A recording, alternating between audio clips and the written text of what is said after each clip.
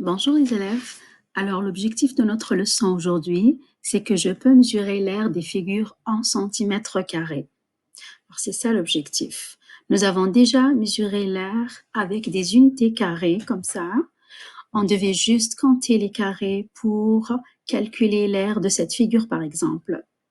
Alors il suffit juste encore de compter les carrés. Puis quand j'ai compté les carrés, ça m'a donné 13 unités carrées. Alors, ça, c'est ce qu'on a fait jusqu'à maintenant pour mesurer l'air. Aujourd'hui, nous allons apprendre une nouvelle unité pour mesurer l'air.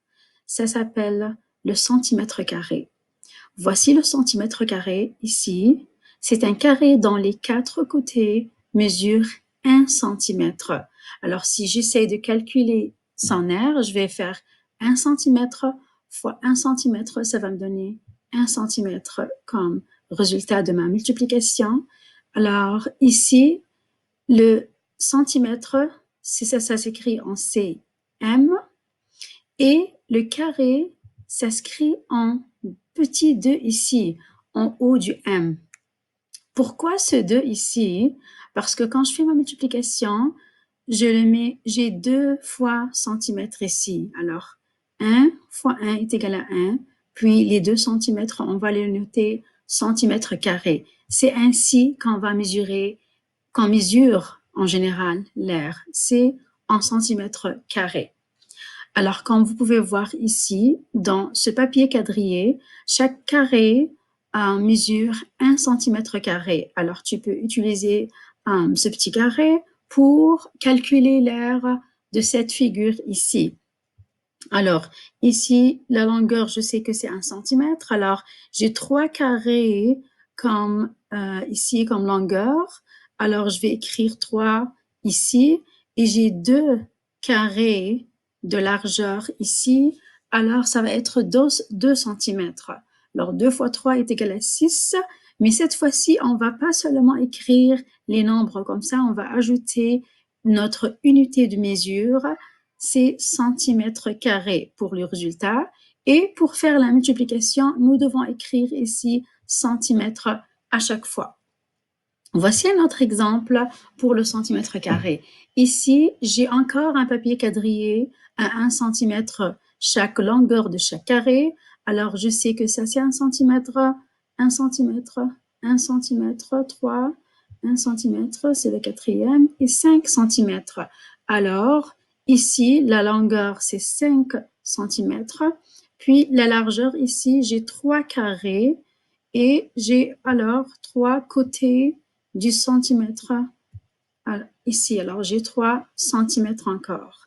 Alors, ce que je vais écrire comme pour calculer l'aire, je vais écrire 5 centimètres fois 3 centimètres est égal à 15 centimètres carrés. Alors, pour que vous compreniez encore, c'est quoi la forme d'un centimètre carré? C'est quoi sa taille? Est-ce qu'il est grand? Est-ce qu'il est petit? Cette fille a un message pour toi. Elle a dit, mon empreinte digitale a une aire d'environ 1 centimètre carré. Alors, je peux utiliser mon empreinte digitale comme référence pour estimer l'aire de ce carré en papier que vous voyez ici. Alors, je réfléchis donc au nombre d'empreintes digitales nécessaires pour remplir le carré et le nombre de ces empreintes digitales, ça, c'est la mesure de l'aire. Alors, 1 centimètre carré, c'est environ une empreinte digitale. Toi aussi, alors, tu peux choisir une référence comme l'empreinte de la fille. Toi, tu peux choisir n'importe quelle autre référence qui est proche de l'empreinte de doigt dans sa taille. Alors, elle va être proche dans sa taille avec le centimètre carré. Et là, tu peux estimer l'aire de la couverture de ton livre, par exemple. Si tu veux avoir presque l'aire de ton livre, alors tu peux juste utiliser, comme cette fille, ton empreinte digitale, ou tu peux aussi réfléchir à une autre référence qui va t'aider à mesurer ton livre. Pourquoi j'apprends sur le centimètre carré? Ça, c'est une bonne question que tu peux te poser, par exemple. c'est pour mesurer les petites surfaces comme une photo ou une tablette. Alors, je ne peux pas utiliser le centimètre carré pour mesurer les grandes surfaces comme une chambre ou le gymnase, par exemple, de l'école. Je ne peux pas utiliser cette mesure ici, centimètre carré, pour mesurer ceci. Alors, ce que je peux faire pour utiliser les petits objets comme ça ou les petites figures, c'est le centimètre carré. On verra plus tard c'est quoi l'unité que nous devons utiliser pour mesurer les grandes surfaces. Pour maintenant, allez-y, nous allons pratiquer l'ère du centimètre carré. Sur un papier quadrillé à 1 centimètre, on a dessiné la tête de ce robot. Alors ici, quand j'ai essayé de mesurer l'aire d'un œil, je regardais ici. Alors, j'ai 2 carrés et je sais que chaque longueur de carré, c'est 1 centimètre. Alors, c'est comme si que j'ai 2 centimètres. J'ai écrit 2 centimètres ici. Et la même chose pour la largeur ici, j'ai 2. Alors, j'ai écrit 2 centimètres. Et mon résultat, c'est 4 centimètres carrés. N'oublie pas toujours ton 2 quand tu mesures l'air. Quand tu vas écrire la mesure de l'air en centimètres carrés, il faut toujours ajouter ce petit 2 qui doit être un peu au-dessus du M. Alors, quand j'ai essayé aussi de mesurer l'aire de la tête, j'ai fait la même chose. J'ai calculé le nombre de carrés ici et chaque côté de carré mesure 1 centimètre. Alors, je sais que ici, j'ai 1, 2, 3, oh, ok, ça bouge encore. Je vais juste le remettre à sa place.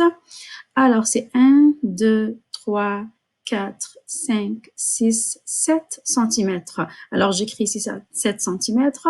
Puis, je vais ici, puis je vais calculer encore 1, 2, 3, 4, 5, 6, 7, 8 centimètres. Puis, j'écris 8 centimètres. Et mon résultat, c'est 56 centimètres carrés. La même chose pour le nez. Mais pour le nez, c'est tout petit. Alors, j'ai seulement un carré. Puis, je sais que chaque côté, c'est 1 centimètre. Alors, ici, j'ai 1 centimètre fois 1 centimètre est égal à 1 centimètre carré. Toi, tu peux arrêter la vidéo et tu peux calculer l'air de la bouche, par exemple. Bon travail à toi et à la prochaine.